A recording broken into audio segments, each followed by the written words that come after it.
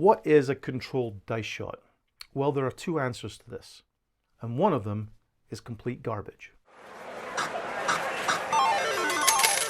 So if you were to look for a way of controlling dice as you throw them at a craps table, well, there are a couple of ways of doing this. One of those ways can absolutely be done with, 10 or 12 years of concentrated practice. And you have to practice with a full-length craps table. Otherwise, you're just not going to be able to do it. And even then, it's only a percentage shot.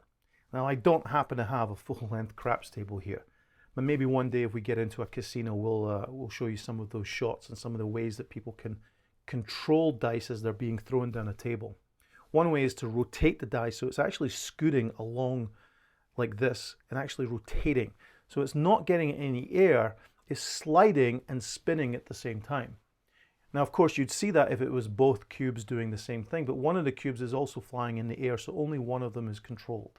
There are sometimes underneath the surface of the layout a piece of string to stop people from scooting, because once it hits that little bump in the road, it tumbles.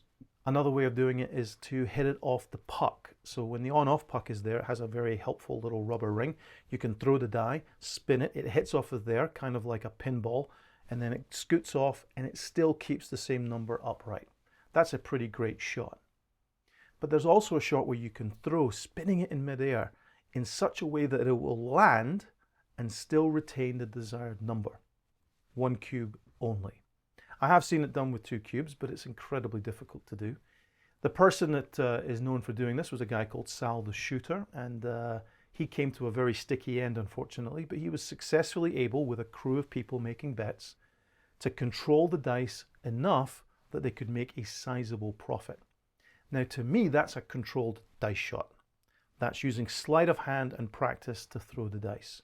There are things like a bump board, which is kind of like a giant suitcase where you open it up and it has a sheet.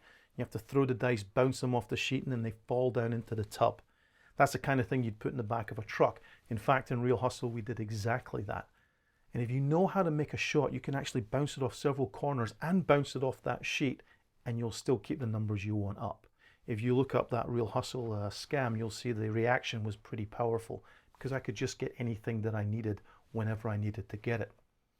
There are also other ways of controlling dice, like on the street, where you can roll the dice in a certain way. If you're on a thick carpet, there's a blanket roll where both the dice tumble together and it blocks out certain numbers at the end.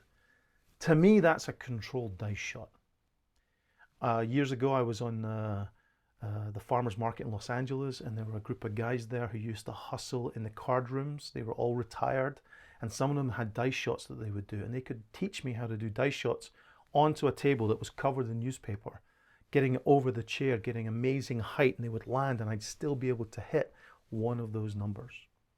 But if you were to look up controlled dice shots, you'll find that there's books on how to set the dice and then throw them legitimately, bouncing them off the back wall.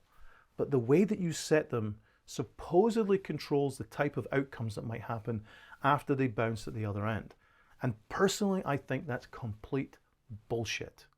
I know many people have bought this system or they've gone to those courses and they're very confident in it, but I can't see how it really works. I can see how sometimes you'll just get lucky and get results that you will basically think was because you set the dice in a particular way, or you held them in your hand as you'd made the throw, or you had your arm had to swing in a certain way. All of that stuff to me just sells as complete garbage, because when it flies through the air and it hits the wall, the dice can literally go anywhere. And even if the results work out for you at the end, that's not what I call a controlled dice shot. So, controlled dice shots, one day we'll get a full-size craps table in here, and I'll show you what little I know about it.